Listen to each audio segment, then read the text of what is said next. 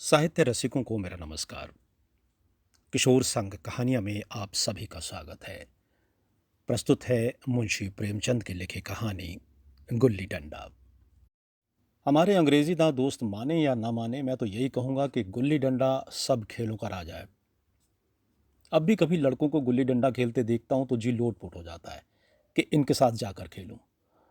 न लॉन की ज़रूरत, न कोर्ट की, न नेट की, न थापी की। मज़े से किसी पेड़ की एक टहनी काट ली, गुल्ली बना ली और दो आदमी भी आ गए तो खेल शुरू हो गया। विलायती खेलों का सबसे बड़ा ऐब है कि उनके सामान महंगे होते हैं। जब तक कम से कम एक सैकड़ा खर्च न कीजिए, खिलाड़ियों में शुमार ही नहीं हो सकता। ये गुल्ली डंडा है कि बिना हर फिटकरी के चोखा रंग देता है। पर हम अंग्रेजी चीज़ों के पीछे ऐसे दीवाने हो रहे हैं कि अपनी सभी चीज़ों से अरुचि हो गई है। हमारे स्कूलों में हर एक लड़के से 3-4 रुपए सालाना केवल खेलने की फीस ली जाती है। किसी को ये नहीं सूझता कि भारतीय खेल खिलाएं जो बिना दाम कौड़ी के खेले जाते हैं। अंग्रेजी खेल उनके लिए हैं जिनके पास धन है। गरीब लड़कों के सिर क्यों व्यसन मरते हो? ठीक है, गुल्ली से आंख फूट जाने का भय रहता है, तो क्या क्रिकेट से सिर फूट जाने, तिल्ली फट जाने, टांग टूट जाने का भय नहीं रहता? अगर हमारे माथे में गुल्ली का दाग आज तक बना हुआ है तो हमारे कई दोस्त ऐसे भी हैं जो थापी को बैसाखी से बदल बैठे। खैर, अपनी अपनी रुचि है। मुझे गुल्ली ही सब खेलों से अच्छी लगती है और बचपन की मीठी स्मृतियों में गुल्ली ही सबसे मीठी है। वो प्रातःकाल घर से निकल जाना, वो पेड़ पर चढ़कर टहनियाँ काटना और गुल्ली डंडे बनाना, वो उत्साह, वो लगन, वो खिलाड़ियों के जमघटे, वो पदना और पदाना, वो लड़ाई झगड़े, वो सरल स्वभाव जिसमें छूत अछूत, अमीर गरीब का बिल्कुल भेद न रहता था, जिसमें अमीराना चोंचलों की, प्रदर्शन की, अभिमान की गुंजाइश ही न थी। ये उसी वक्त भूलेगा जब घर वाले बिगड़ रहे हैं, पिताजी चौके पर बैठे वेग से रोटियों पर अपना क्रोध उतार रहे हैं, अम्मा की दौड़ केवल द्वार तक है, लेकिन उनकी विचारधारा में मेरा अंधकार में भविष्य टूटी हुई नौका की तरह डगमगा रहा है। और मैं हूं कि पताने में मस्त हूं। न नहाने की सुध है न खाने की। गुल्ली है तो जरा सी, पर उसमें दुनिया भर की मिठाइयों के मिठास और तमाशों का आनंद भरा हुआ है। मेरे हमजोलियों में एक लड़का गया नाम का था। मुझसे 2-3 साल बड़ा होगा। दुबला लंबा, बंदरों की सी लंबी लंबी पतली पतली उंगलियां, बंदरों की सी ही चपलता, वही झल्लाहट। गुल्ली कैसी हो, उस पर इस तरह लपकता था जैसे छिपकली कीड़ों पर लपकती है। मालूम नहीं उसके माँ बाप थे या नहीं, कहाँ रहता था, क्या खाता था, पर था वो हमारे गुल्ली क्लब का चैंपियन। जिसकी तरफ वो आ जाए उसकी जीत निश्चित थी। हम सब उसे दूर से आता देख उसका दौड़कर स्वागत करते थे और उसे अपना गोइया बना लेते थे। एक दिन हम और गया दो ही खेल रहे थे। वो पदा रहा था, मैं पद रहा था। मगर कुछ विचित्र बात है कि पदाने में हम दिन भर मस्त रह सकते हैं, पदना 1 मिनट का भी अखरता है। मैंने गला छुड़ाने के लिए सब चालें चली जो ऐसे अवसर पर शास्त्र विहित न होने पर भी क्षम्य है, लेकिन गया अपना दांव लिए बगैर मेरा पिंड न छोड़ता था। अनुनय विनय का कोई असर न हुआ। मैं घर की ओर भागा। गया ने मुझे दौड़कर पकड़ लिया और डंडा तान कर बोला, मेरा दाव देकर जाओ। पदाया तो बड़े बहादुर बन के, पदने की बेर क्यों भागे जाते हो? तुम दिन भर पदाओ तो मैं दिन भर पदता रहूं? हाँ, तुम्हें दिन भर पदना पड़ेगा। न खाने जाऊं न पीने जाऊं। हाँ, मेरा दाव दिए बगैर कहीं नहीं जा सकते। मैं तुम्हारा गुलाम हूं। हाँ, मेरे गुलाम हो। मैं घर जाता हूं, देखो मेरा क्या कर लेते हो। घर कैसे जाओगे? कोई दिल लगी है? दांव दिया है, दांव लेंगे। अच्छा, कल मैंने तुम्हें अमरूद खिलाया था, वो लौटा दो। वो तो पेट में चला गया। तो निकालो पेट से। तुमने क्यों खाया मेरा अमरूद? अमरूद तुमने दिया, तब मैंने खाया। तुमसे मांगने न गया था।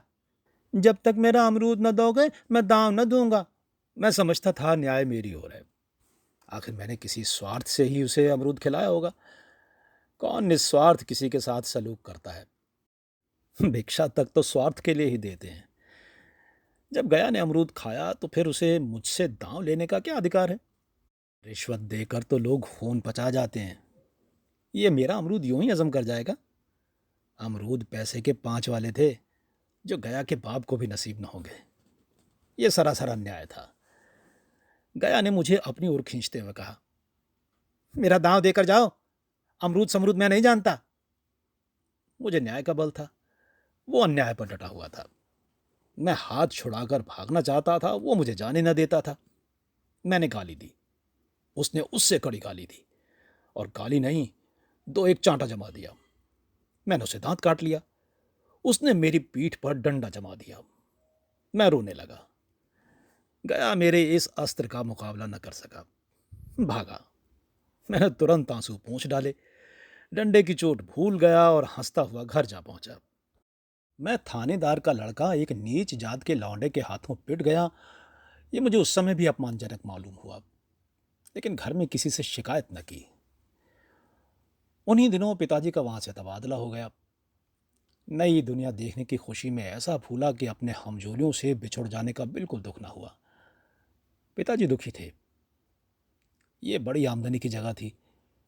अम्मा जी भर दुखी थी। यहाँ सब चीज़ें सस्ती थीं और मोहल्ले की स्त्रियों से घराव सा हो गया था। लेकिन मैं मारे खुशी के फूला न समाता था, लड़कों से जी उड़ा रहा था। वहाँ ऐसे घर थोड़ी होते हैं, ऐसे ऐसे ऊंचे ऊंचे घर है कि आसमान से बातें करते हैं। वहाँ के अंग्रेजी स्कूल में कोई मास्टर लड़कों को पीटे तो उसे जेल हो जाए। मेरे मित्रों की फैली हुई आंखें और चकित मुद्रा बतला रही थी कि मैं उनकी निगाह में कितना ऊंचा उठ गया हूं। बच्चों में मिथ्या को सत्य बना लेने की वो शक्ति है जिसे हम, जो सत्य को मिथ्या बना लेते हैं, क्या समझेंगे। उन बेचारों को मुझसे कितनी स्पर्धा हो रही थी, मानो कह रहे हो, तुम भाग्यवान हो भाई, जाओ, हमें तो इस उजड़ ग्राम में जीना भी है और मरना भी। 20 साल गुजर गए। मैंने इंजीनियरिंग पास की और जिले का दौरा करता हुआ उसी कस्बे में पहुंचा और डाक बंगले में ठहरा। उस स्थान को देखते ही इतनी मधुर बाल स्मृतियां हृदय में जाग उठी कि मैंने छड़ी उठाई और कस्बे की सैर करने निकला। आंखें किसी प्यासे पथिक की भांति बचपन के उन क्रीड़ा स्थलों को देखने के लिए व्याकुल हो रही थीं। पर उस परिचित नाम के सिवा वहां कुछ और परिचित न था। जहां खंडहर था, पक्के मकान खड़े थे। जहां बरगद का पुराना पेड़ था, वहां अब एक सुंदर बगीचा था। स्थान की काया पलट हो गई थी। अगर उसके नाम और स्थिति का ज्ञान ना होता तो मैं इसे पहचान भी न सकता। बचपन की संचित और अमर स्मृतियां बाहें खोले अपने उन पुराने मित्रों से गले मिलने को अधीर हो रही थीं। मगर वो दुनिया बदल गई थी। ऐसा जी होता था कि उस धरती से लिपट कर रूं और कहूं, तुम मुझे भूल गई, मैं तो अब भी तुम्हारा वही रूप देखना चाहता हूं। सहसा एक खुली हुई जगह मैंने 2-3 लड़कों को गुल्ली डंडा खेलते देखा। एक क्षण के लिए मैं अपने को बिल्कुल भूल गया कि मैं एक ऊंचा अफसर हूं, साहबी ठाठ में, रौब और अधिकार के आवरण में। जाकर एक लड़के से पूछा, क्यों बेटे, यहाँ कोई गया नाम का आदमी रहता है? एक लड़के ने गुल्ली डंडा समेट कर सहमे हुए स्वर में कहा, कौन गया? गया चमार? मैंने यूं ही कहा, हाँ हाँ वही, गया नाम का कोई आदमी है तो शायद वही हो। हाँ है तो, जरा उसे बुला सकते हो? लड़का दौड़ा हुआ गया और एक क्षण में एक 5 हाथ के काले देव को साथ लिया आता दिखाई दिया। मैं दूर से ही पहचान गया। उसकी ओर लपकना चाहता था कि उसके गले लिपट जाऊं, पर कुछ सोच कर रह गया। बोला, कहो गया, मुझे पहचानते हो? गया ने झुककर सलाम किया। हाँ मालिक, भला पहचानूंगा क्यों नहीं। आप मज़े में रहे? बहुत मज़े में। तुम अपनी कहो। डिप्टी साहब का साइस हूँ। मतई, मोहन, दुर्गा, ये सब कहाँ हैं? कुछ खबर है? मतई तो मर गया, दुर्गा और मोहन दोनों डाकिये हो गए हैं। आप?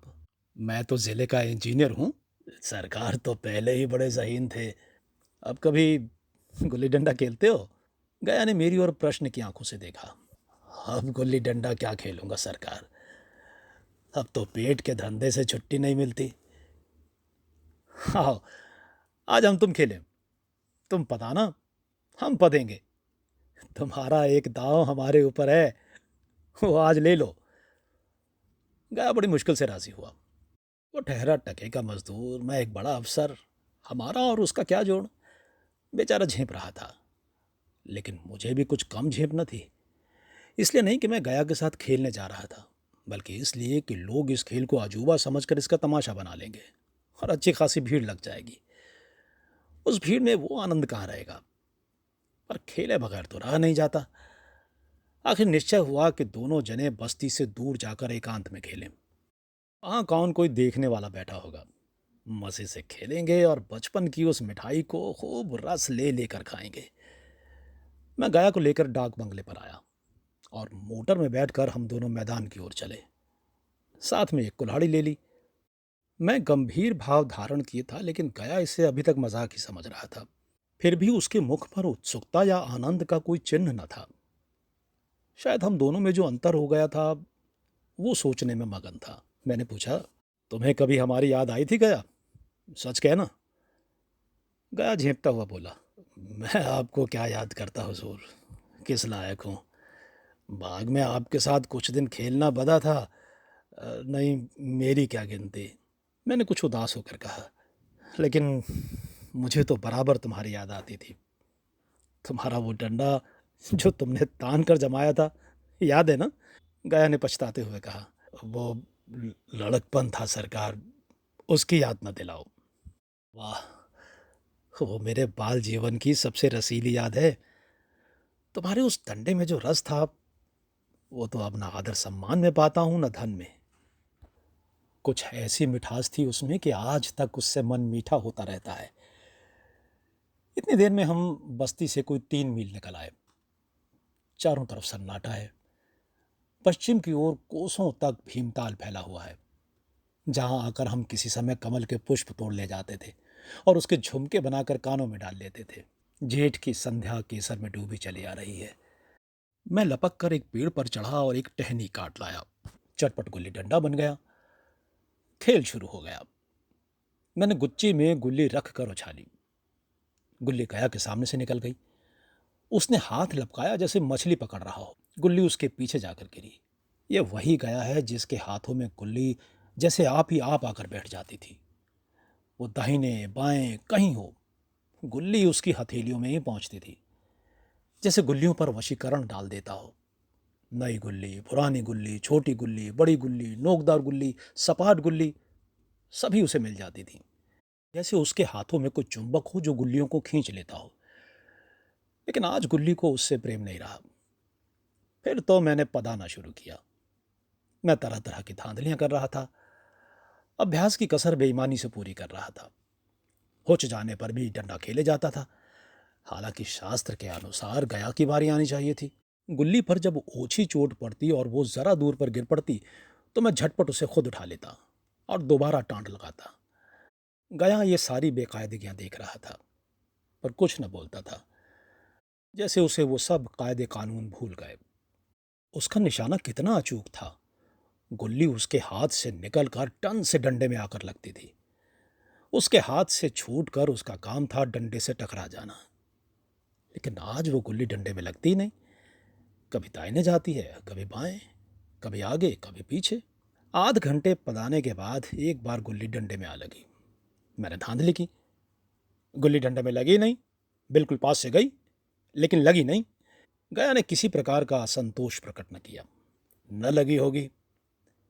डंडे में लगती तो क्या मैं बेईमानी करता?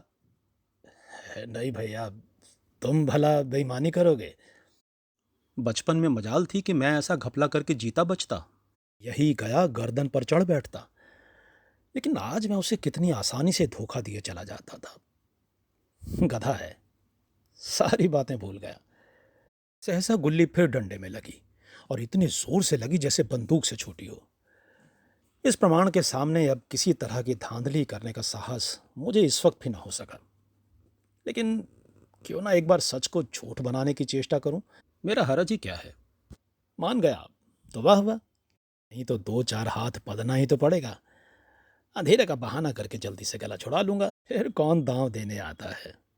गया ने विजय के उल्लास में कहा, लग गई, लग गई, टन से बोली। मैंने अनजान बनने की चेष्टा करके कहा, तुमने लगते देखा? मैंने तो नहीं देखा। टन से बोली है सरकार, और जो किसी ईंट से लग गई हो। मेरे मुख से ये वाक्य उस समय कैसे निकला, इसका मुझे खुद आश्चर्य है। इस सत्य को छुटलाना वैसा ही था जैसे दिन को रात बताना। हम दोनों ने गुल्ली को डंडे में जोर से लगते देखा था, लेकिन गया ने मेरा कथन स्वीकार कर लिया। हाँ, किसी ईंट में ही लगी होगी। डंडे में लगती तो इतनी आवाज ना आती। मैंने फिर बताना शुरू कर दिया, लेकिन इतनी प्रत्यक्ष धांधली कर लेने के बाद गया की सरलता पर मुझे दया आने लगी। इसलिए जब तीसरी बार गुल्ली डंडे में लगी तो मैंने बड़ी उदारता से दांव देना तय कर दिया। गया ने कहा, अब तो अंधेरा हो गया भैया, कल पर रखो। मैंने सोचा कल बहुत सा समय होगा, ये न जाने कितनी देर पधाए, इसलिए इसी वक्त मामला साफ कर देना अच्छा होगा। नहीं नहीं, अभी बहुत उजाला है, तुम अपना दांव ले लो। अ, गुल्ली सूझेगी नहीं। कुछ परवाह नहीं। गया ने पधाना शुरू किया, पर उसे अब बिल्कुल अभ्यास न था। उसने 2 बार टांड लगाने का इरादा किया, पर दोनों ही बार हो गया। 1 मिनट से कम समय में वो दांव पूरा कर चुका। बेचारा घंटा भर पदा, पर 1 मिनट में ही अपना दांव खो बैठा। मैंने अपने हृदय की विशालता का परिचय दिया। एक दांव और खेल लो, तुम पहले ही हाथ में उठ गए। नहीं भैया, अब अंधेरा हो गया, तुम्हारा अभ्यास छूट गया। क्या कभी खेलते नहीं? अब खेलने का समय कहाँ मिलता है भैया। हम दोनों मोटर पर जा बैठे और चिराग जलते जलते पड़ाव पर पहुंच गए। गया चलते चलते बोला, कल यहाँ गुल्ली डंडा होगा, सभी पुराने खिलाड़ी खेलेंगे, आप भी आओगे? जब आपको फुर्सत हो तभी खिलाड़ियों को बुलाऊं। मैंने शाम का समय दिया और दूसरे दिन मैच देखने आया। कोई 10-10 आदमियों की मंडली थी। मेरे लड़कपन के कई साथी निकले। अधिकांश युवक थे जिन्हें मैं पहचान न सका। खेल शुरू हुआ। मैं मोटर पर बैठा बैठा तमाशा देखने लगा। आज गया का खेल, उसका नैपुण्य देखकर मैं चकित हो गया। टांट लगाता तो गुल्ली आसमान से बातें करती। कल किसी वो झिझक, वो हिचकिचाहट, वो बेदिली आज न थी। लड़कपन में जो बात थी, आज उसने प्रौढ़ता प्राप्त कर ली थी। कहीं कल इसने मुझे इस तरह बताया होता तो मैं जरूर रोने लगता। उसके डंडे की चोट खाकर गुल्ली 200 गज की खबर लाती थी। पदने वालों में एक युवक ने धांधली की। उसने अपने विचार में गुल्ली लपक ली थी। गया का कहना था गुल्ली जमीन में लगकर उछली थी। पर दोनों में ताल ठोंकने की नौबत आई। युवक दब गया। गया का तमतमाया हुआ चेहरा देखकर डर गया। अगर वो दब न जाता तो जरूर मारपीट हो जाती। मैं खेल में न था, पर दूसरों के इस खेल में मुझे वही लड़कपन का आनंद आ रहा था, जब हम सब कुछ भूलकर खेल में मस्त हो जाते थे। अब मुझे मालूम हुआ कि कल गया ने मेरे साथ खेला नहीं, केवल खेलने का बहाना किया। उसने मुझे दया का पात्र समझा। मैंने धांधली की, बेईमानियां की, पर उसे जरा भी क्रोध न आया। इसलिए कि वो खेल न रहा था, मुझे खेला रहा था, मेरा मान रख रहा था। वो मुझे पधा कर मेरा कचूमर नहीं निकालना चाहता था। मैं अब अफसर हूं। ये अफसरी मेरे और उसके बीच दीवार बन गई है। अब मैं उसका लिहाज पा सकता हूं, अदब पा सकता हूं, साहचर्य नहीं पा सकता। लड़कपन था तब मैं उसका समकक्ष था। हम में कोई भेद न था। ये पद पाकर अब मैं केवल उसकी दया के योग्य हूं। वो मुझे अपना जोड़ नहीं समझता। वो बड़ा हो गया है, मैं छोटा हो गया हूं। तो ये थी मुंशी प्रेमचंद के लिखी कहानी गुल्ली डंडा। आपको ये कहानी कैसी लगी, कमेंट बॉक्स में कमेंट करके ज़रूर बताइएगा। अगर अच्छी लगी हो तो लाइक कीजिएगा, और यदि आपने अभी तक इस चैनल को सब्सक्राइब नहीं किया है तो विश्व के महान साहित्यकारों की अमर कृतियों को सुनने के लिए इसे अभी सब्सक्राइब करें। सब्सक्राइब करने के बाद बेल आइकन को ज़रूर क्लिक कीजिएगा, ताकि आने वाली प्रस्तुतियों की सूचना आपको तुरंत मिले। तो मिलता हूँ अगली कड़ी में एक और कहानी के साथ। नमस्कार।